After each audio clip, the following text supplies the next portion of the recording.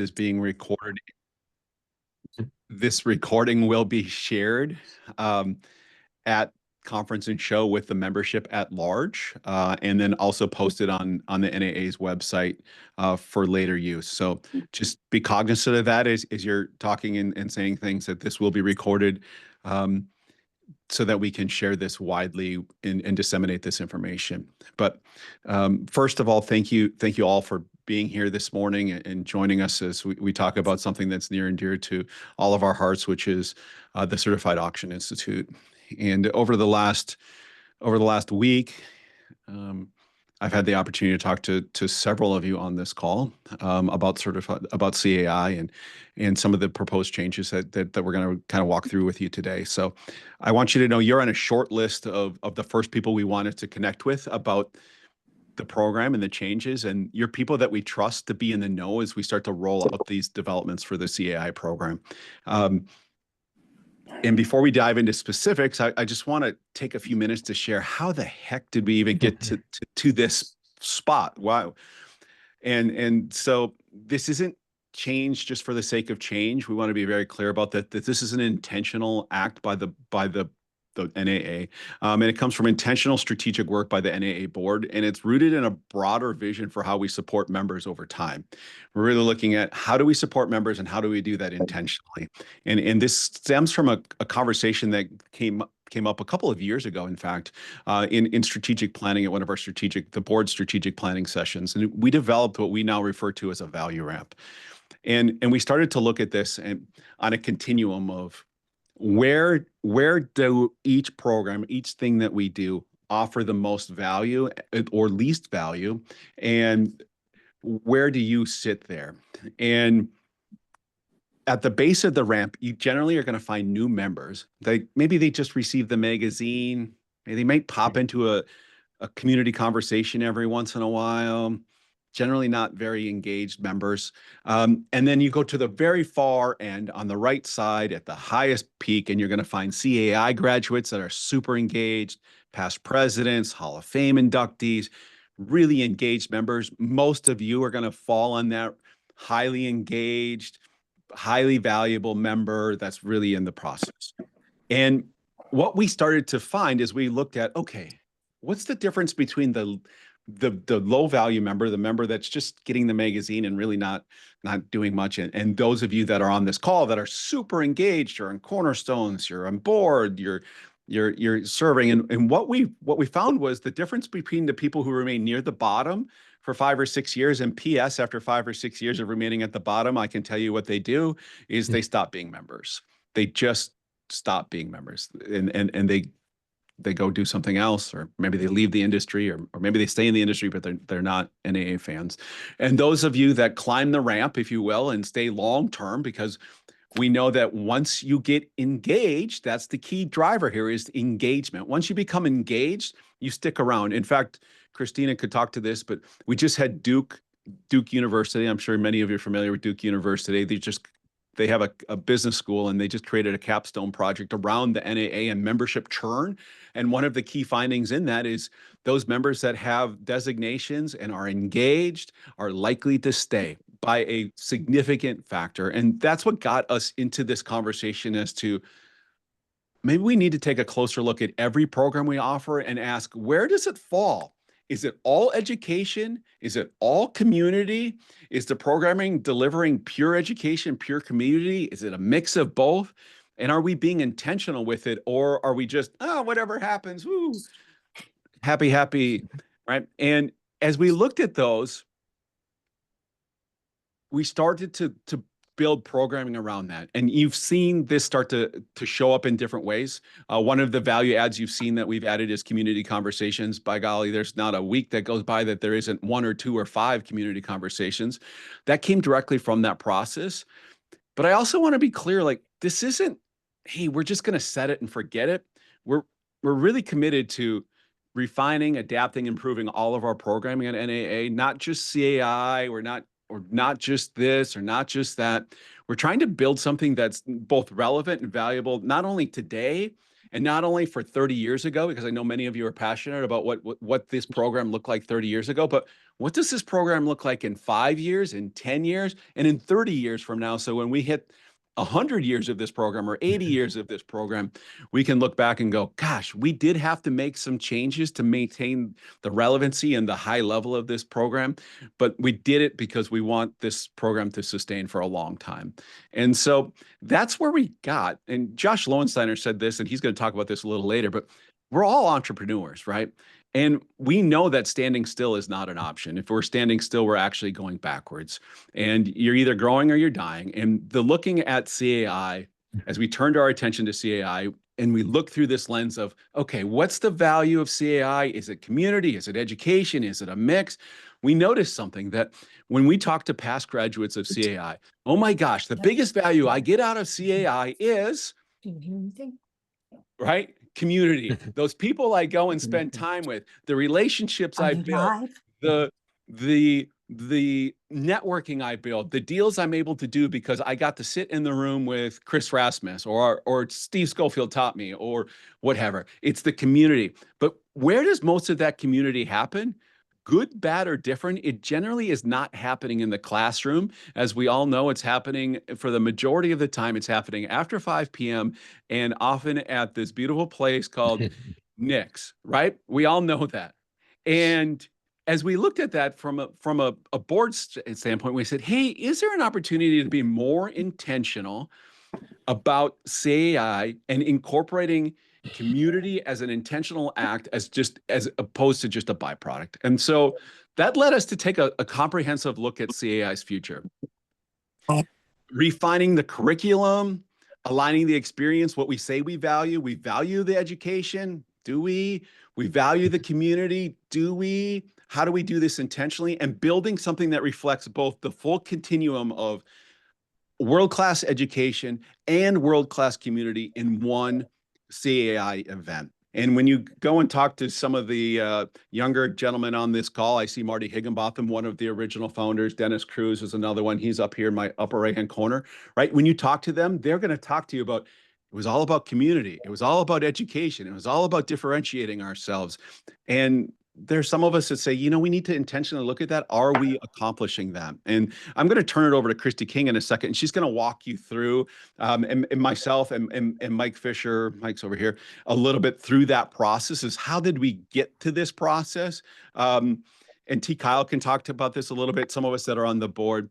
But I want to be really clear as before I turn this over to Christy, which is, this isn't a one and done rollout. I talked to Tommy Rawle yesterday. He says, hey, is the cake baked? I said, the cake is mixed. The oven is turned on.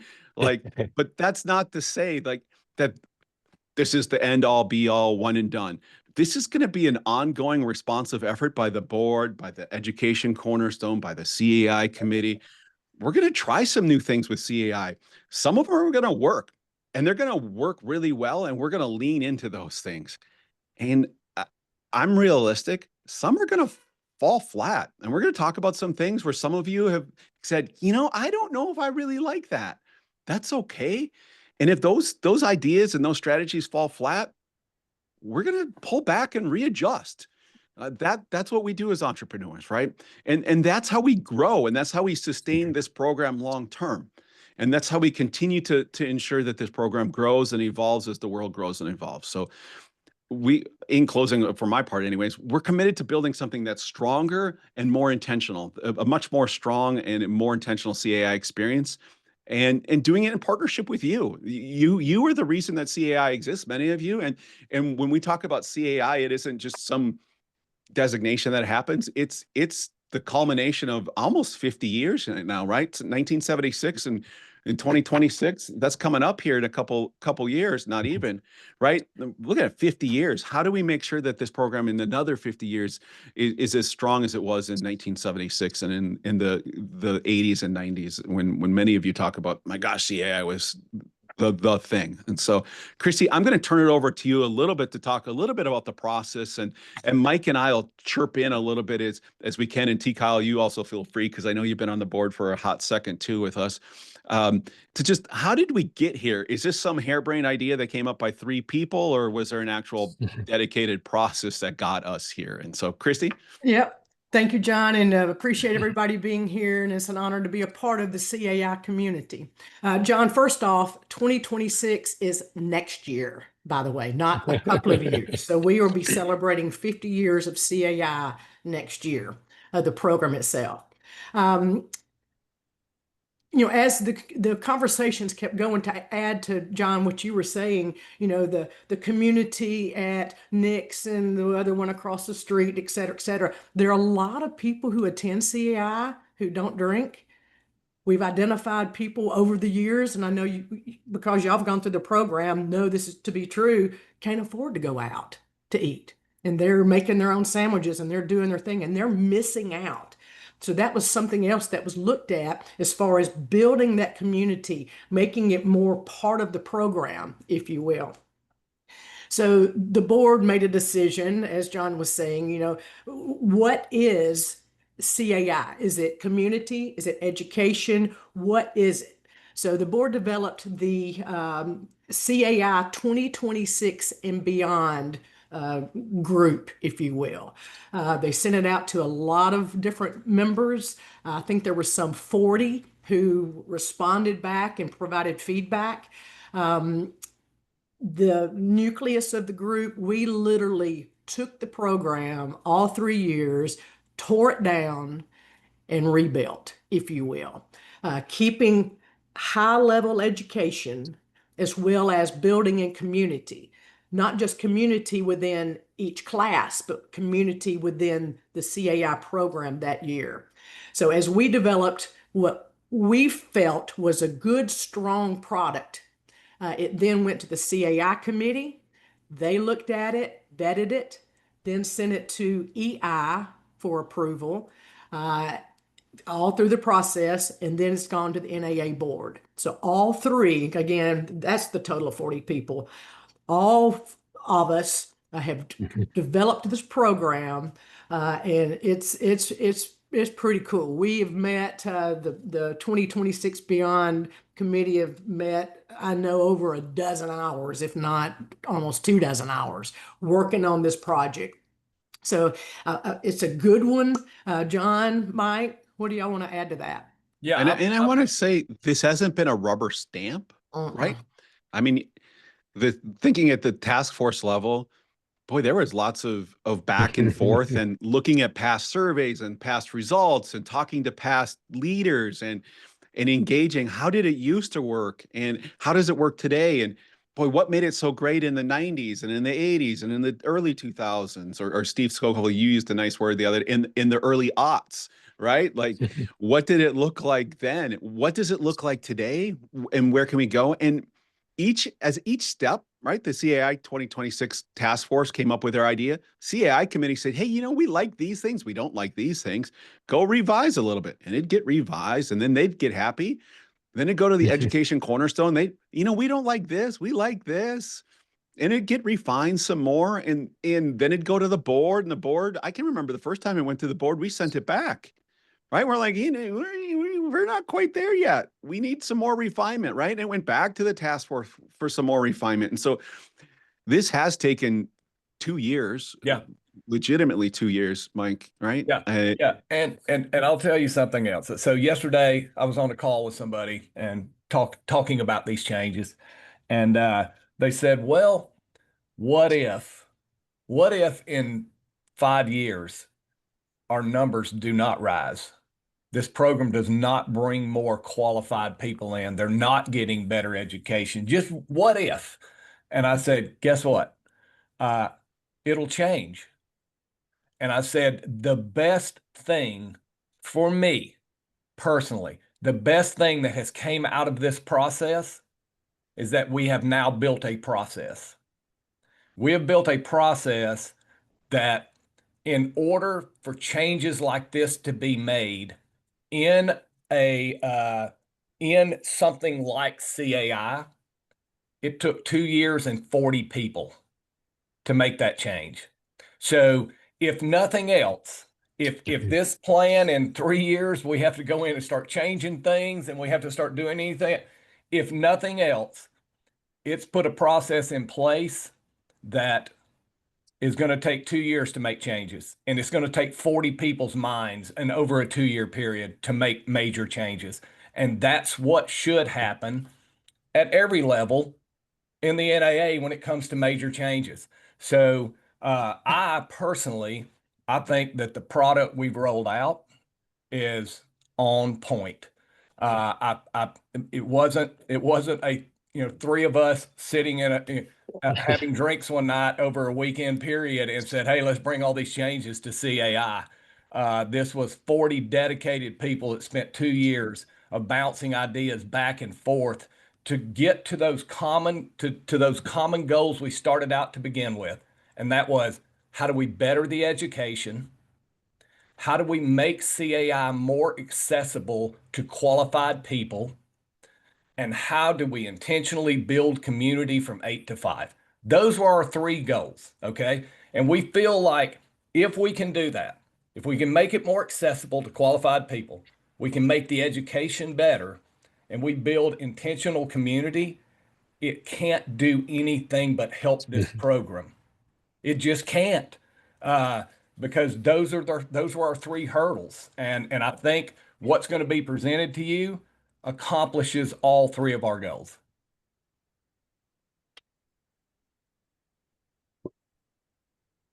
And I bet a lot of you are like, what does this program look like, right, Christy? Like, they keep talking about change, but what is this thing? What is this animal? Let's get into it. Absolutely. Mike and Ethan, John, y'all want to jump in and share? Yes. So let's talk through this a little bit. There are some big changes, right? We are going to do some things a little different. Mike just said it, right? We're going to continue to make CAI the premier auction education program, and that takes continual refinement. Some of those that I've talked to over the last several days and over the last week, right?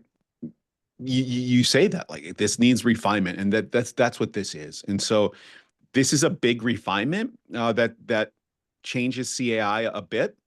P.S. I see a lot of current CAI students on here or candidates. Nothing will change for y'all. You're okay. What you signed up for and what you're going through, you're good to go. You're good to go. This will impact future classes starting in 2026 and beyond. So if you're like, what did I sign up for and what am I in for now? You're good to go. You're safe. So let's actually, Tim and Mike and Ethan, why don't you talk us through and bring us through what does year 1 now look like, and year 2, and what does year 3, if you will, look like from an education standpoint, and what are the themes and how does it operate? Sure. Thanks, John. And Christina, if you could share your screen. What are we talking about? As John was saying, what does this look like? So let me walk you through what this new CAI experience is going to look like from beginning to end. We're sharing this on the screen. It'll also be in the chat. You'll also get a follow-up email. So you don't have to take notes. If you want, you can listen. I just want to walk you through some of the concepts and what this will include. So year 1, what we decided that would be a really good focus is focusing on methods and operations. And in those, let's break it down. So the methods block would be on days 1 and 2. And a summary of some of the concepts that are included here on the screen is that we start out with that intentional community building right from the welcome and the orientation. We offer a professional presentation skills development with the advisor involvement. Then we move on to the business, productivity, and efficiency training. Next, we explore auction specialties with expert-led presentations and interactive roundtables. And I know that that's really important. We've been slowly incorporating that, and it's been really successful. I've seen that. And then finally, the partner relationship development and networking strategies. So those are the first 2 days. We're going to move on to day 3, and this is a mixed class day, and this really is where the magic happens. All CAI participants will come together. In addition, we're opening it up to CAI alumni so that we're building that community. So not only is this going to enhance the CAI program, but this enhances NAA overall, which is really great. And in this mixed day, we have structured speed networking and best practice sharing, innovation showcases, and cross-class relationship building, technology frontiers discussion, like navigating AI and any other emerging tools that happen to come up. And finally, specialty-focused roundtables with peer learning opportunities. Moving on to Thursday and Friday, which is days 4 and 5, those focus on the operations block. And a summary of the concepts included here: business law and ethics with practical scenarios, strategic goal setting and business assessment, financial strategies, including banking relationship and capital access. Finally, client management excellence and seller expectations. So this is the first year. So let's move on to year 2, which we build on Hey, all Tim. of the. Hey, Yes, Tim, I wanted to add one thing in here. sure. Could you go back to that? So let's talk about, we were talking about banking relationships and access capital. Yes. So I just wanted to point out, just like this particular class, and when we opened this meeting today talking about we wanted to make this education better. Okay, that was one of the top 3 goals, is to make the education better. Just that class right there alone, we discussed, okay, if we're going to talk about banking and we're going to talk about accounting and we're going to talk about these things, what could we teach in this class that every single auctioneer wants to know, but nobody tells them? And that was one of the things that we came up with is, hey, how do you access capital?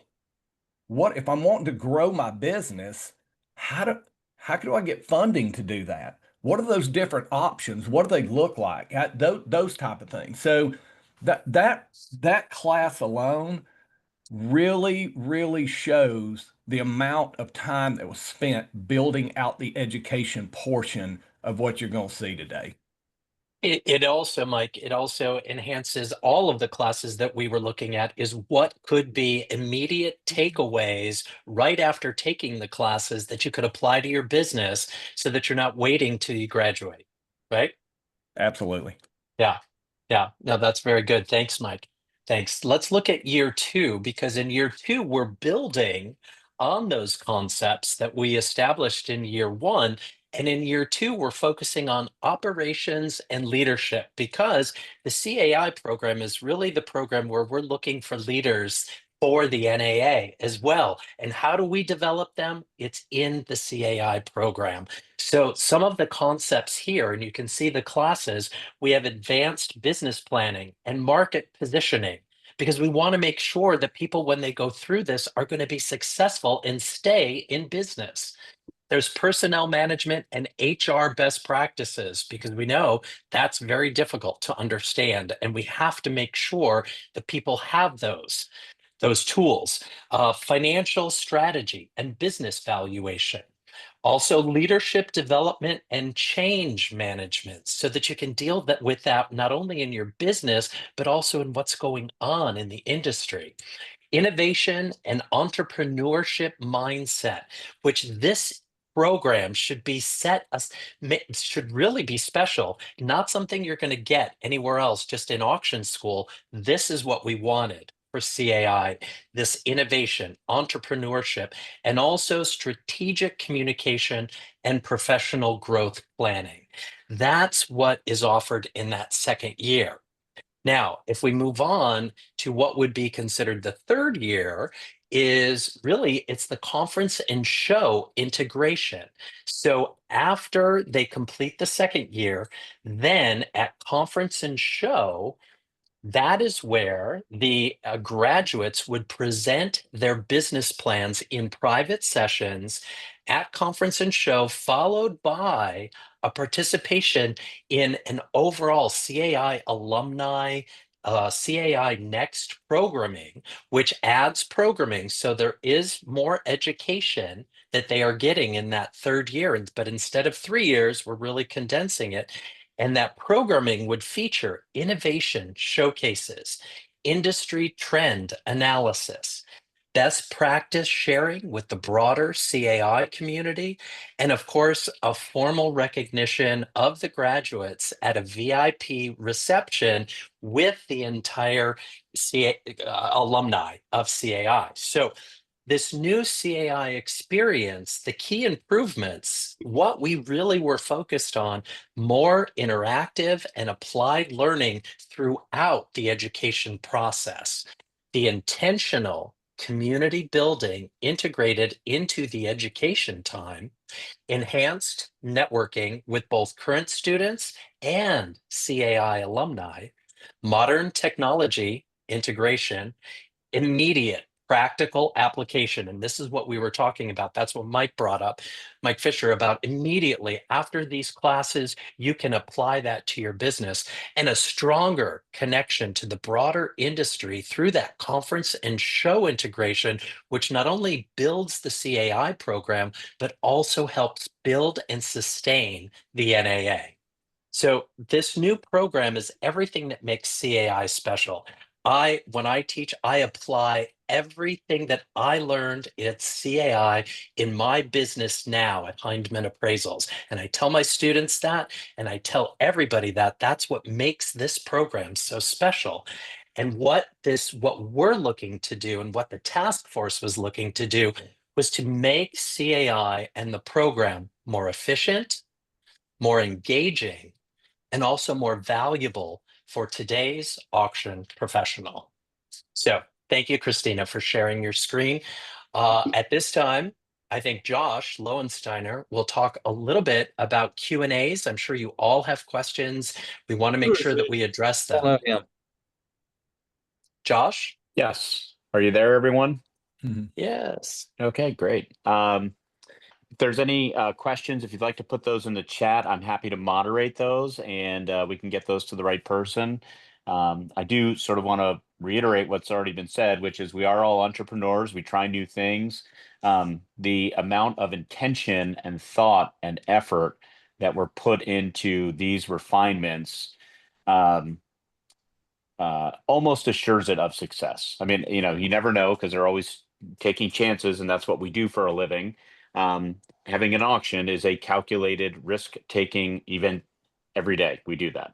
And that's exactly what we're up to here. So with that said, just an introduction. If there are any questions, please post them in the chat, and I'll moderate those. So Rich Shore, thank you for your first question. This from Rich, this will require CAI to attend conference and show to complete the program. Will this add time to conference and show? Who would like to field that question? So the answer, Rich, the answer to that question is yes. The business it will for the CAI students. They'll have Monday attendance at conference and show and Tuesday attendance at conference and show as part of their programming now. Monday will be dedicated to the business plan presentation or the project presentation, whatever that looks like, business plan as it is now. And Tuesday will be the as Tim so elegantly shared, and I'm going to botch it up, but the advanced networking and the emergent topics that are relevant in our businesses today. So that'll add some time to conference and show for a CAI student. A little bit. And Mike. Mike? I'm reading Rich's question a little bit different, and I'm reading it as, is this going to now require, after 3 years at CAI, somebody has to be at conference and show? So that's 2 years I need to CAI. explain 2 years. that your Yeah, 2 year years. your year three is at conference and show. So your year one is at IU, year two is at IU, and then 4 months after you finish year two, you will be Thank at you, Mike. conference and show. You will be at conference and show to do your third year. Okay. So essentially, what has happened in the past is you did 3 years at IU, and then you came to conference and show to get your pen. Okay. So did everybody come to conference and show to get their pen? No, but 75% did. Okay. So what this is doing now is when you pay to come to year three, you're going to be doing year three in pre-con at conference and show 4 months after you finish your second year at IU. Okay. And then you've got the balance of conference and show that you're still going to be there. So it's really eliminated, if you will, the cost of a conference and show, travel, everything else from the program. Because usually you're going to go 3 years IU, then you're going to go to conference and show, you're going to pay to attend conference and show, travel, everything else. Your third year is at conference and show, which eliminates that you having to come again. So it's basically saving a student when you consider about travel and expenses and cost of conference and show and food and it's saving the average student about $2,000. Okay, and what it does is it takes the time away from your company. Okay, from your business, whether you're a competition bid caller or you're an entrepreneur, you're a small business. It used to be where you had 24 months to get your designation because you went first year, 12 months later, second year, 12 months later, third year. So it took 24 months, and then 4 months later, you're at conference and show to get your pen. So it was 28 months. We've now taken that window, and it essentially takes you 16 months to get it. Okay, so we've eliminated about $2,000 in expenses, but we've also shortened that time frame and shortened the amount of time by when you add in an extra conference and show, we've shortened the time frame you have to spend away from your business by about 7 or 8 days. Okay, so when you start thinking about it, I know me personally, it took me 10 years in this business, 13 years in this business before I went to CAI. Not that I wanted to put it off, but it was like every single year it's February and I go, oh, CAI is coming up. And oh, I've already got something booked. I've already got an auction booked. I've got this booked. I've got that booked. So we're also discussing ways of eliminating that as well. But so it's not adding more time. It's not adding more cost. It's doing right the opposite. It is reducing the cost by about $2,000 on average and reducing the days away from your business by probably 7 or 8 days.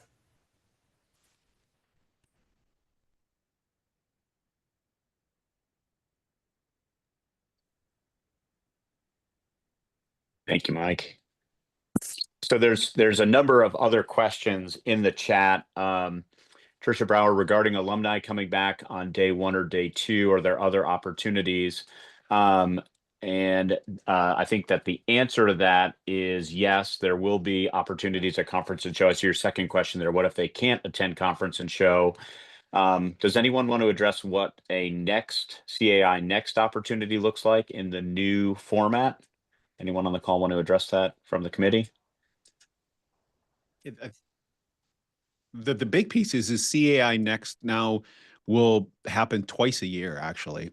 There'll be two focused opportunities for CAI alumni. One will be every Wednesday at CAI, will be dedicated to a cross-pollination of the classes and CAI alumni.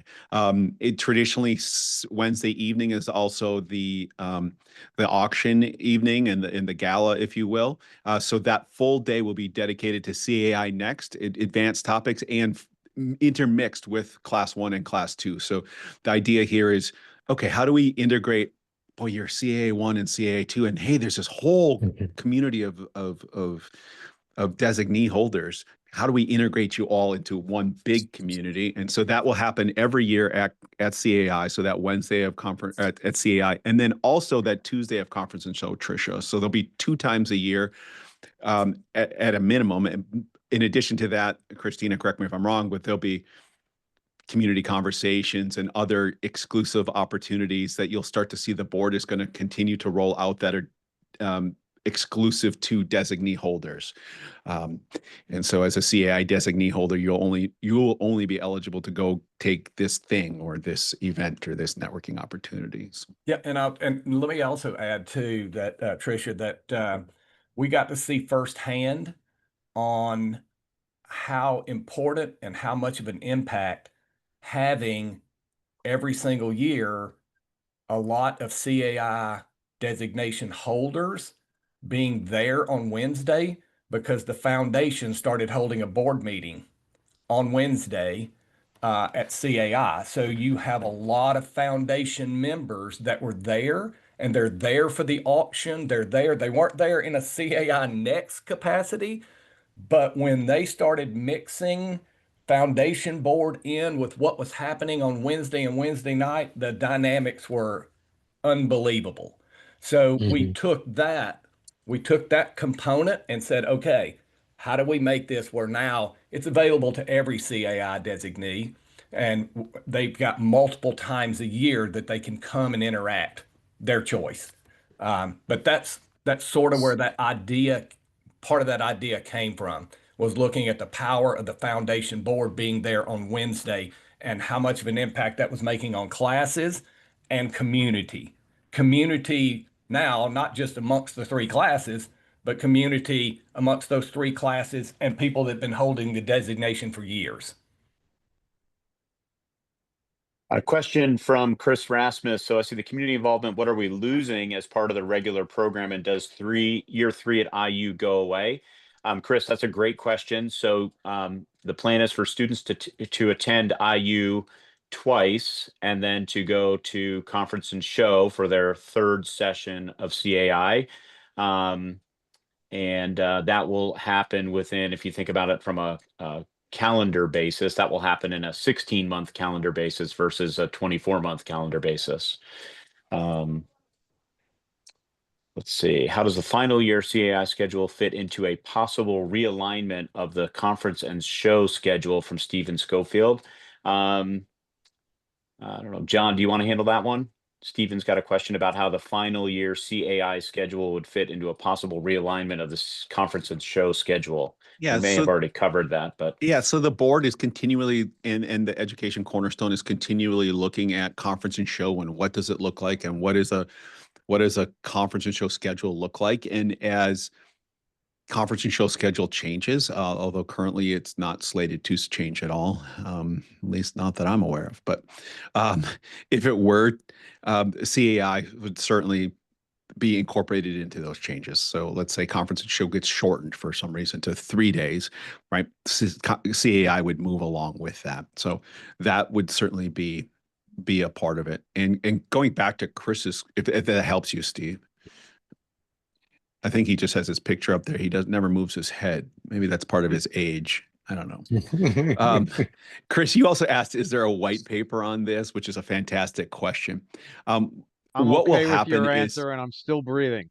You are still breathing. I know that because I talked to you for 2 hours yesterday. He's breathing, y'all. Don't worry. He still has thoughts if you want to know him. Is there a white paper on this? So at conference and show, Sarah Bittner and I are going to have a conversation at the annual business meeting that is very, very high level about the changes here. During that conversation, there's going to be a QR code that flips up onto the screen. That's going to take you to a dedicated landing page on the NAA's website that's going to have this recording on it, plus the class schedules. There's an executive white paper summary document that we've produced that's very granular and you would enjoy, and I enjoyed reading, but it multiple pages long that goes into more in depth of these changes. So yes, there is that documentation that exists. It'll be shared all contemporaneously next week on Thursday morning, and then that page on the NAA's website will be built out over the next month or so. And you're like, why over the next month or so? For those of us on the board and Christina, we know that you're all going to get a learner secret here. We are transitioning to a new association management software, which means that websites that you all hate and adore and just despise because it's inefficient is going away at the end of July, beginning of August, completely gone away. So some of this is time sensitive, like, yeah, we could put it on the old website just to pull it down 2 weeks later and put it on the new website. So some of this is a little bit delayed in coming out, Chris, but there will be a full white paper for you. And for everybody, which is why we're recording this and all of that. So, Gentlemen, as sorry. one of the founders on this association, I want you to know I sincerely appreciate where you're going and what you're getting done. I think it's absolutely spectacular. You've done a great job getting to where we are now. And I like the part about the communication within the association. I also would like to see more communication outside of the association, teaching the auctioneers what you do when you get home. You've done all this stuff. You've done all this stuff at the university. You've impressed everybody you can. But who are you going to impress when you get home? What bank are you going to impress? How are you going to get in the front door? What realtor are you even going to get a chance to talk to? Why are they going to accept you as a, quote, auctioneer, the loudmouth, the fast talker? These are some things I'd like to see come together. And God knows I love you all. I will see you all next week.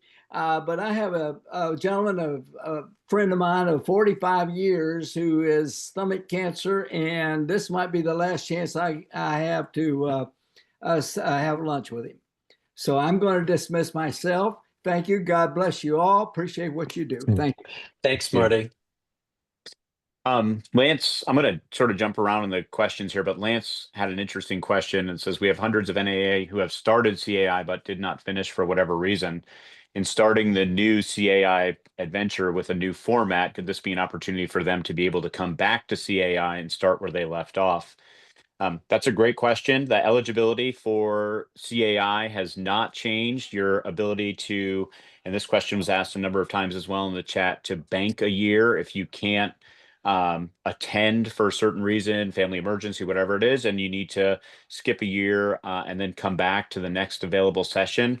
The rules around any of those opportunities for eligibility have not changed. And my understanding is there is no intention on changing that.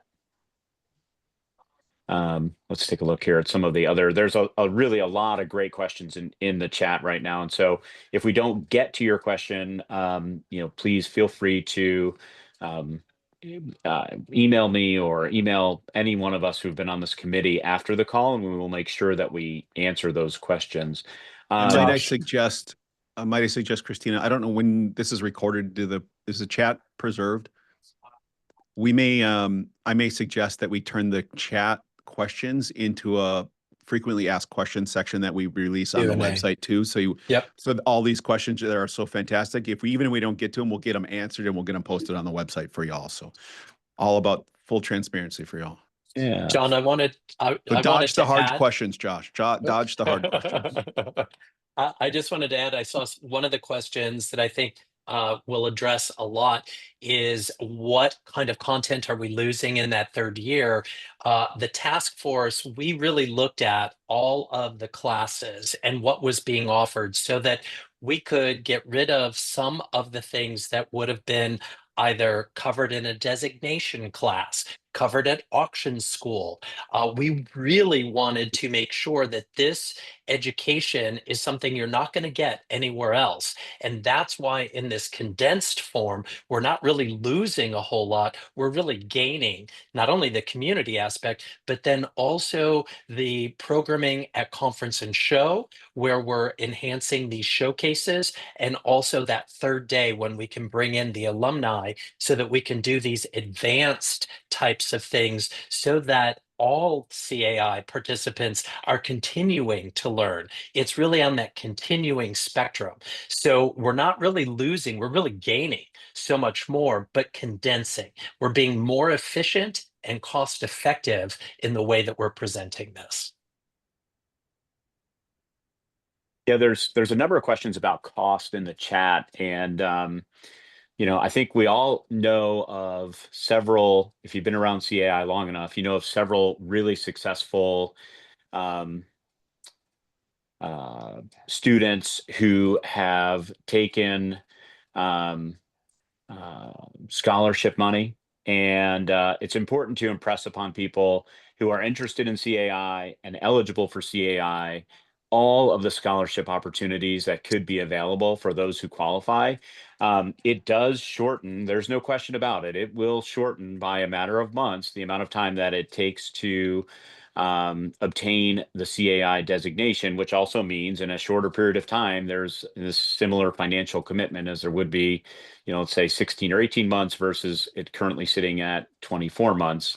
But I think as CAI alums and proponents for the program, it's really important that we stress the opportunities particularly for students who might be on the fence about coming, what all of the scholarship opportunities are, both for classroom time and time at conference and show. And I also happen to think that, even though conference and show is expensive or the CAI program is expensive, one interaction at either of those events can pay for years worth of of conference and show registrations or travel to CAI. You can endow your um, uh, travel expenses by having one meaningful interaction at either of those. So, sort of important to keep that in mind as you think about, okay, how are we going to be able to encourage younger people or, still qualified but less financially capable people of being a part of both of these events? Hey, Josh, I Yep. wanted to add to that too. So we have been having some conversation, and the timing of this conversation had a lot to do with number one, the changes we're making in CAI and shortening that year 3 period down. So yeah, it's going to be more of a financial hurdle. Okay. One of the things that we have not been able to do in the past, number one, I don't want to bore everybody with accrual accounting versus cash accounting, but that's been a major deal at the NAA for the last year, converting our accounting system over to straight accrual accounting, which we were supposed to have been on for the last 25 years and never were. So now that we've spent a year moving everything to accrual accounting, it takes the burden of operating on cash every day. It eliminates that burden. That coupled with a new AMS system that should allow us to be able to take automated payments and things like that we've never been able to do in the past, okay, now gives us an opportunity to discuss, hey, you finished year 1, uh, and you're going into year 2. How would you like to just go ahead and make a monthly payment? And I'm just spitballing here, and these are just ideas we're discussing. Nothing is cast in stone. But what if when you finished year 1, you go ahead and start making a $300 a month payment, automatically billed on your credit card, and that pays for 2 and 3. And they pay $300 a month, and when they come to 2, they're already paid for 3, 4 months later, and all they did was commit to the $300 a month on their credit card. Okay, so we can take with just our new systems that we put into place and fixing old systems, those type of things. We now have the opportunity to do something like this, which number one makes it a whole lot easier on a person than coming up with $1,800 30 days before they come to CAI. So it makes it easier, but not only that, it also, once they start making that payment, it's going to reduce your fallout from somebody that says, I just can't come back in year 2. I'm going to have to wait and put it off another year. And guess what? mentally commit somebody to that next year, so that they don't say, oh, well, I can't come because I booked an auction. So it can do a lot of different things to supercharge this program. Uh, and those are things that we are discussing right now. So that's really good questions, but I can promise you all of that is in discussions to take that hurdle out of the way. And I can see another hurdle that's in the chat, which is designation dues. We hear you loud and clear. In fact, I've gotten 4 text messages on this call from y'all about those. They are not going away at this time. They're not increasing though, nor was that even part of the conversation. I can say it would be the desire of the board to at some point eliminate them, because I understand loud and clear that they're a pain point for the membership, loud and clear. But speaking frankly on that topic, the designation fees have been used as operating funds for the NAA for a long time. In fact, Steve Schofield and I had a conversation directly about that yesterday, which is they used to be used for promotion of the designation. Marty kind of alluded to that a little bit. It used to be that your designation fees went to the direct promotion of whatever designation you had. So they'd take your CAI dues and they would go and attend trade shows and events and in other organizations to promote that the designation that is CAI. Because the NAA has become dependent upon the designation dues to operate as an organization, to just line item axe $125,000 a year out of the budget without having a sustainable replacement is not financially prudent or in the best interest of the organization, because we would bankrupt ourselves. So until we as a board can figure out how can we generate $125,000 of additional revenue, we just can't get rid of those designation fees. I get that it's a tax. I get that it's a fee. I get that it's a penalty. I understand all of that, but we are working hard to try and get rid of those said fees. But that takes time and energy and efforts, and we're working there. We're working there. John, I will add though, while we have not gotten rid of the fees, we have put a lot of value add into that fee that you pay. So if you have not been paying attention, there have been community conversations that specifically are only for designation holders. There are events, things like that are in the works and being planned for future conference and shows and things like that, where there is going to be special events only for designation holders. So I can tell you that the EI trustees, under Sarah Bittner's guidance over the last year, have poured tons of hours into building programs out to give value to a designation holder for that fee they pay. Okay, so while the fee may not be going away, there is being a lot of value added to that fee you pay. And you're going to see it continue to build over the course of the next year. But there's a lot of work been put into it, and I can promise you the value that you get versus just paying a designation fee and keeping your designation. That small amount you pay for that designation fee, I promise you, is being made up in value that has been added by the EI trustees over the last year and will continue to be added. Thank you, Mike. Hey, there's a great question in here from Chris Rasmus. How does this all fit into expanded demographic of team member versus principals and non-traditional auctioneer types? And so how are we aligning this education and with the expansion of NAA's focus on education being available for the entire auction team? I think that's a great question. I also think it's important to remember that Certified Auctioneers Institute is really for advanced auction education and business development. And so some of the people on the team, this may not be appropriate for them, but I will turn this over to the committee if anyone else wants to make additional comment on it. So I think it's a great question. So I'll tell you one way, Chris, is when you look at that when you look at that mixed class on Wednesday, that is class 1 mixed with class 2, mixed with class 3, mixed with CAI next, that class can't be the same every year because somebody's going to watch that class 3 times. Okay, so that class, whatever they're teaching, that will change every single year.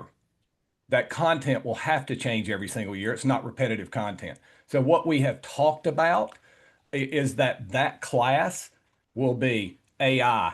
It will be things like you're talking about, super sellers. It will be Facebook Marketplace, how it's impacting all of those, because everything that you're putting in, everything that you put in that chat, those are all dynamic. Those are all things that are changing every month, every 3 months, every 6 months, AI every day. Okay. So that is a perfect opportunity that was intentionally created, bringing all four different classes, if you will, designee holders along with other 3 classes. We knew that bringing them together, the content has to change every single year. And this is where that type of content would fit perfectly. Mike, can I ask a question as a follow-up to that? So my question was more of demographics in terms of who's the target client here for the CAI enrollment. I mean, I had watched as an instructor it move through, first generation principals, then second generation principals, then third generation principals. And now the trend tends to be startup principals, but just as heavily, secondary team members, right? Folks who are specializing in setup or security or marketing. And at the same time, it's clear to me that the future of the industry is going to be to open up our tent to everyone who considers themselves an auctioneer, whether they talk fast or went to auction school or are subject to a license law or not. And so that was my question, because this tends to, I'm sensing that this has more to do with fraternity, which is great because we all see the great value in fraternity, right? At the potentially the expense of knowledge, diversity of knowledge, and which was another big takeaway for me personally as a student some 35 years ago. So that was my question, more of are we narrowing our focus back to principles of traditional auction companies when we take on this approach? That's my question, I guess. The intention would be the opposite, Chris, which would be, can we bring in a diverse group of students, whether they be a traditional auctioneer, an online auctioneer, a social seller, if you will, whether that be TikTok, Facebook, or any of the other platforms that are developing in the social selling world, but also incorporate the fraternity aspect to this so that you have a blending of the groups as opposed to a siloing of the groups, right? Or you have, oh, you're the online group over here, and you're the social selling group, you're over here, and you're the appraisal group, Tim, you're over here, and instead it's, hey, we all have common business practices that overlap across all of these methods and operations, right? Especially that first year, methods and operations. And I can learn from Tim, and I can learn from Chris, and I can learn from Ethan as much as I can learn from Sarah Bittner, the IAC champion, right? And getting us in the same room, especially on those Wednesdays and that Tuesday at conference and show, to bring all of those ideas into the same room and build fraternity, but build fraternity across, as opposed to, we're just going to silo you out and go figure it out at Nick's at the end of the day. Well, what that does promote is true fraternity, where this is more intentional of cross pollination, if you will, to bring bees into the topic. Yeah, I get that. And I don't want to belabor the point, but for me, I'm still trying to understand, who is CAI now for? What are you going to teach? What are you going to teach? I get that you're going to put a bunch of different people in a room and make them all, friends with each other so that they can collaborate and share their secret sauce. And that's amazing. That's a huge part of CAI. My question is, do I still send my team members to CAI if we're going to be focusing on business plans and, what will be considered top level principle type thinking? Or is it more broad-based, where they're getting a taste of what the industry stands for in different segments and population types? And I guess that's more my question. And I think that's what's missing from this presentation. I know what CAI is, and I hear what you want it to be. It's not clear to me what I'm losing.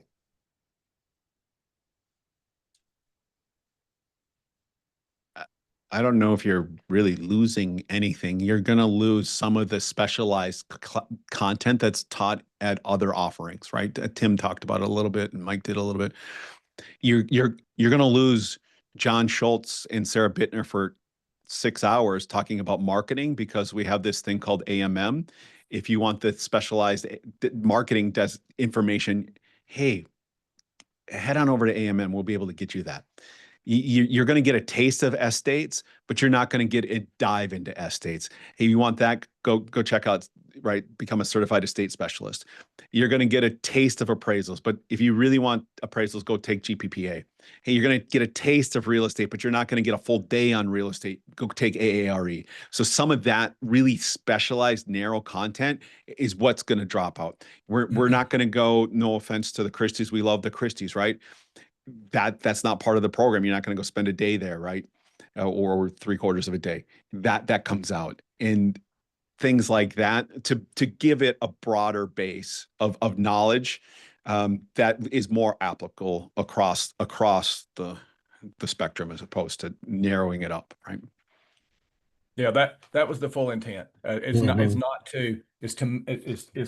to eliminate the stuff that you can just go somewhere else and find. Okay, and make CAI a place where you're coming to get information and that you're not going to find anywhere else. You know, that's going to be harder to find anywhere else. But back to the fraternity sorority deal. I think that is something that is missing now amongst team members. And you can see when you go to AMM. You can see this happening at AMM. And most of these people are not entrepreneurs. They're not business owners. They're marketing team members, you know, doing that type of stuff. But you can watch over the course of a 3-day AMM, you can watch for friendships and relationships being formed. And I promise you, these people are calling on each other after AMM. And so I think that there is a big opportunity at CAI to put that community on steroids. So, because now they stay involved. A lot of AMM designees do not even get their designation. They don't keep their designation after the fact.